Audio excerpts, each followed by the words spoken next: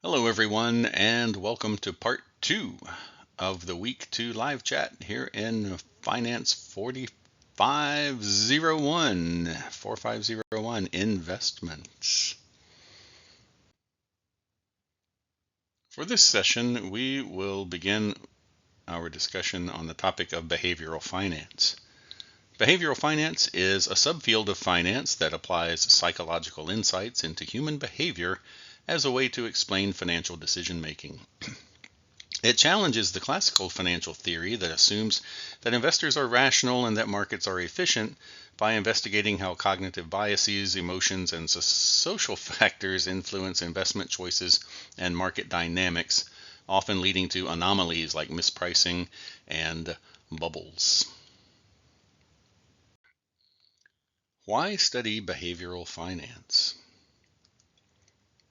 Let's begin with the human element in finance. Traditional financial theories assume that investors are rational and that markets are efficient.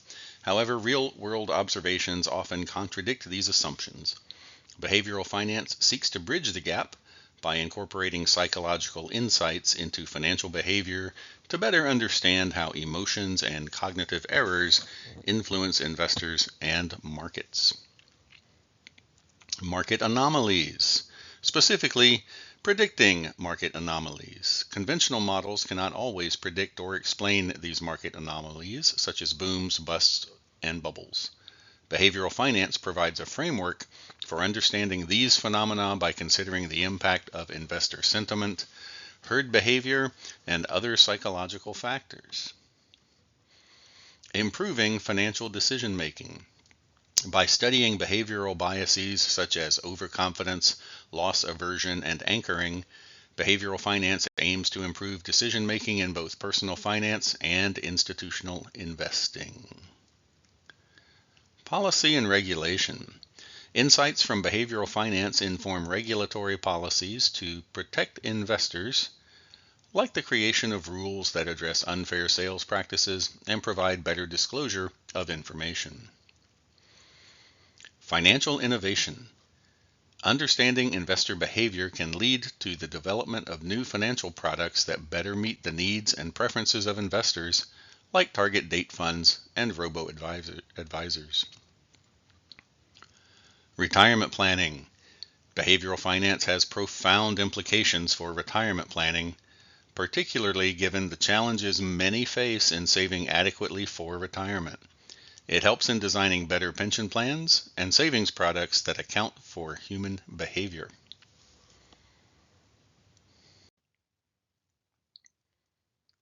Let's now explore some examples of behavioral finance bias. Extrapolation bias in behavioral finance refers to the tendency of individuals to assume that recent trends or patterns in data will continue into the future indefinitely.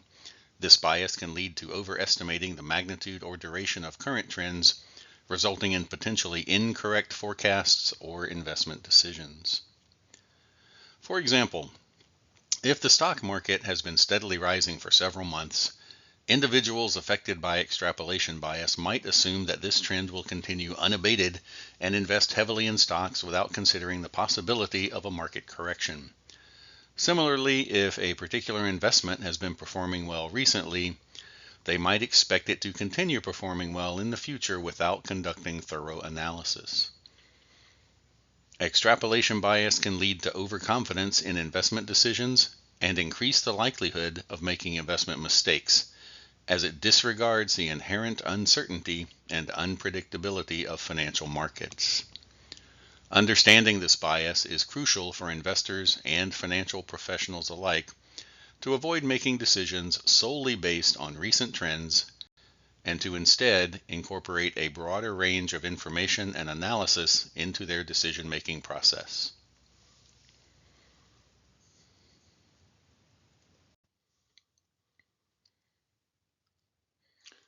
Overconfidence bias in behavioral finance refers to the tendency of individuals to overestimate their own abilities, knowledge, or the accuracy of their judgments and forecasts.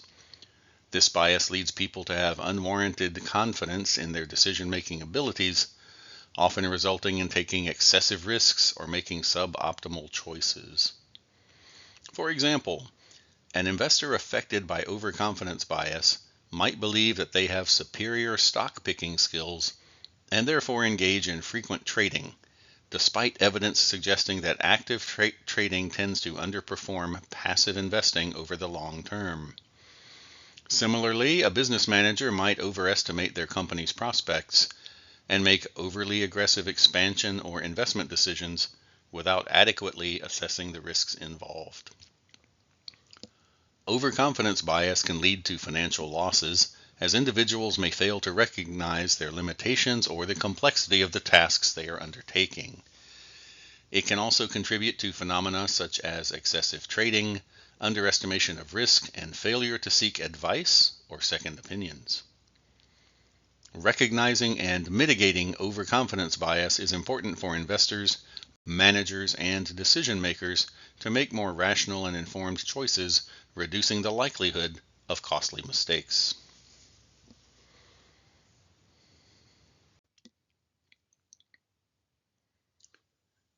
Within the context of behavioral finance and investor behavior, anchoring bias refers to a tendency for individuals to rely too heavily on an initial piece of information, known as the anchor, when making decisions. In investing, this can manifest when an investor fixates on specific price points, such as the initial purchase price of a stock or a past market high, and uses that as a reference point for all subsequent decisions, regardless of new information or changes in market conditions. This cognitive bias can lead to suboptimal financial decisions, such as holding on to a losing investment for too long in the hope that it will return to its anchor price, or failing to invest in a promising asset because it seems expensive compared to a historical anchor. Anchoring can cause investors to be under-responsive to new information, which might indicate that the intrinsic value of the security has changed.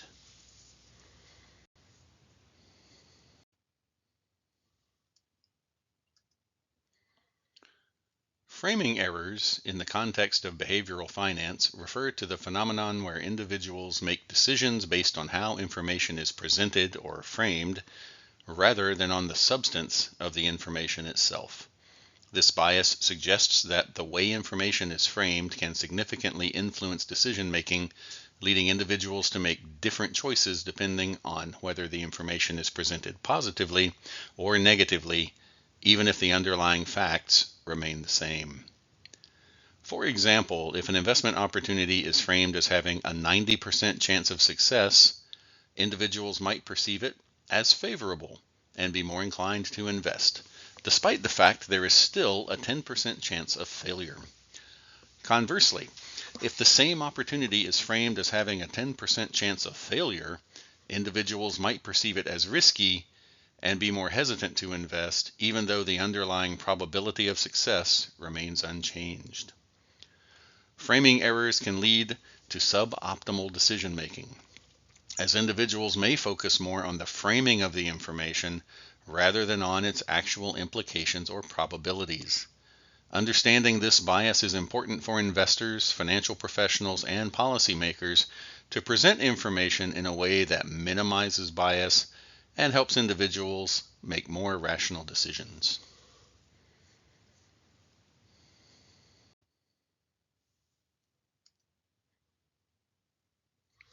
Mental accounting refers to a type of framing error where individuals categorize and treat money differently based on various subjective factors, such as the source of the funds, their intended purpose, or their emotional attachment to them, rather than considering them as fungible resources. This concept was introduced by the behavioral economist Richard Thaler in 1985. Essentially, individuals tend to mentally separate their money into different accounts and assign different rules or priorities for each account. For example, someone might have separate mental accounts for their salary, a bonus, and a tax refund, and they may allocate these funds differently, such as saving one portion and spending another, even if, financially speaking, it would be more rational to treat all income the same way. Similarly, people might have mental accounts for different expenses like groceries, entertainment, or bills, and they may allocate money from these accounts differently, even if it's all coming from the same source. Mental accounting can influence financial decisions, leading individuals to make choices that might not be optimal from a purely rational standpoint. Understanding this concept is important in personal finance because it helps explain why people sometimes make seemingly irrational decisions with their money.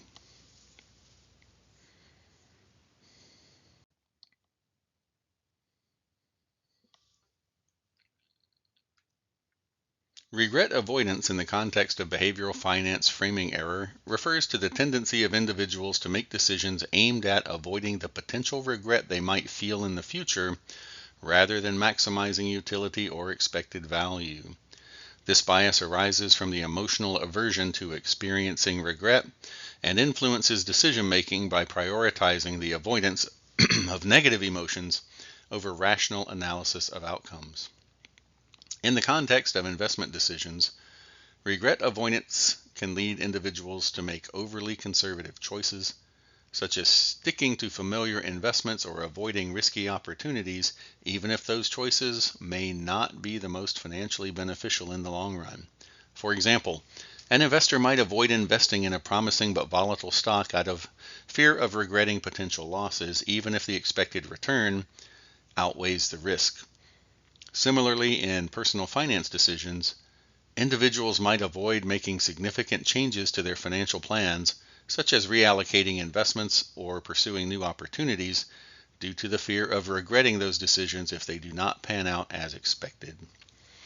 Regret avoidance can result in missed opportunities for growth and wealth accumulation, as individuals prioritize emotional comfort over potential financial gains. Recognizing and mitigating this bias involves acknowledging the role of emotions in decision making and consciously evaluating decisions based on their expected value rather than solely on the avoidance of regret.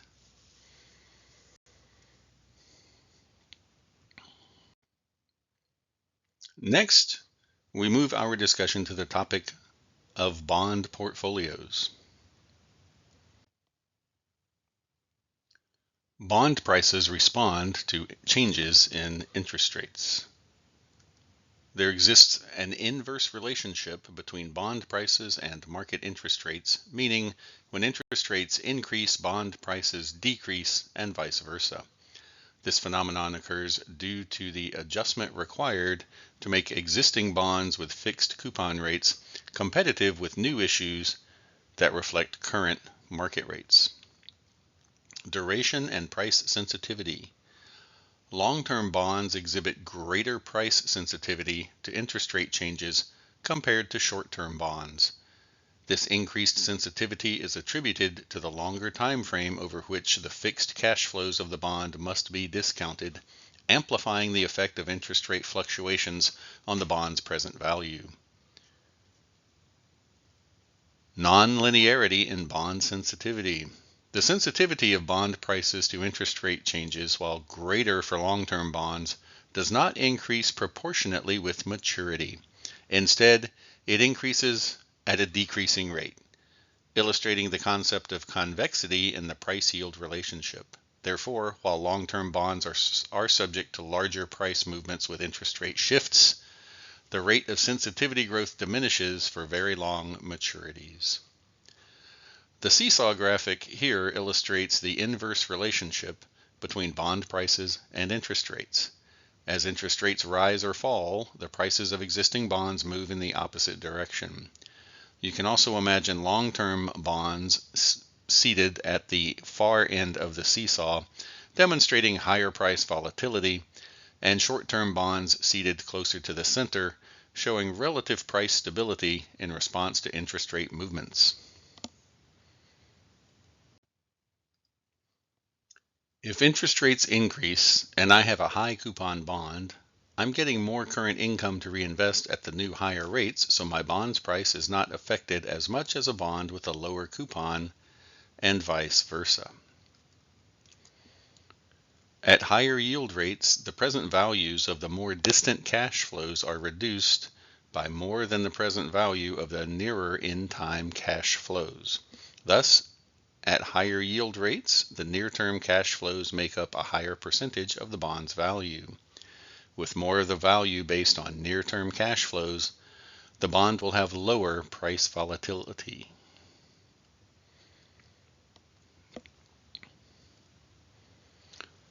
Number 6 represents an artifact of convexity. As the bond price interest rate relationship is curvilinear, a given increase in interest rates results in a different percentage price change than the same decrease in rates.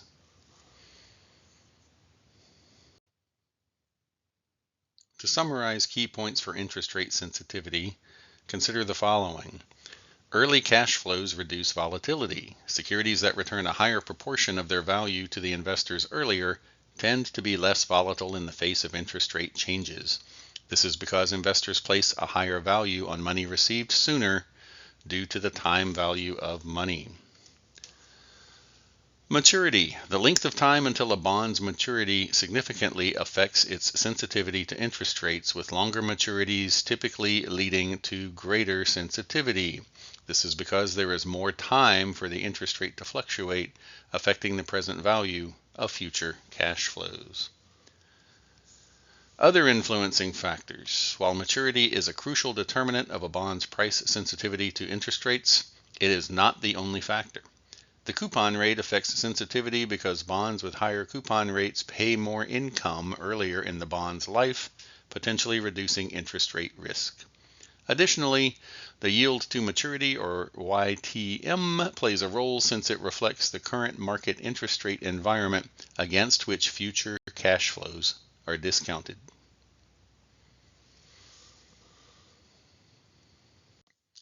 Bond duration.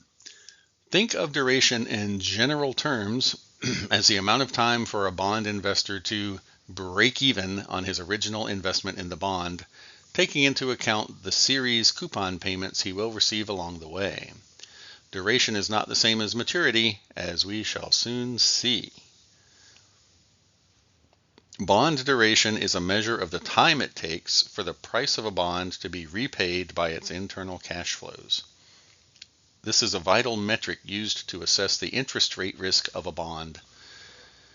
When interest rates rise, the price of bonds with longer durations will generally fall more than those with shorter durations, and vice versa. For example, this slide shows a 5-year 10% coupon annual payment corporate bond. This is a standard bond that pays a 10% interest annually over its 5-year term. Notice the cash flow pattern. The bond pays $100 annually for 4 years and a final payment of $1,100 in the 5th year, which includes the $100 interest payment due at that time and the original $1,000 principal. There's an effective maturity concept here. Because this bond pays cash flows before its final maturity, the effective maturity is actually less than 5 years. This is because some of the investment is returned before the bond's final year.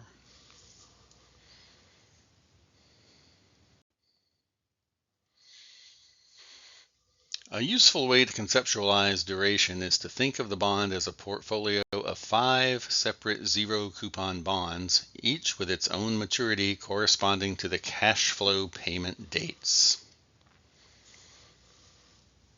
The average maturity of these individual components, the zero-coupon bond payments, would give us an initial sense of the bond's effective maturity.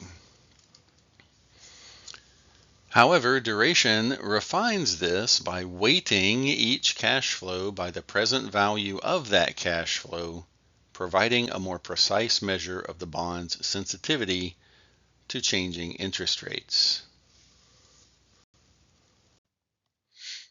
This is what one form of the duration formula looks like. Known as Macaulay duration, the bond's break-even point would be the sum of the present values of the cash flows, each weighted by the time until receipt, divided by the bond's current market price.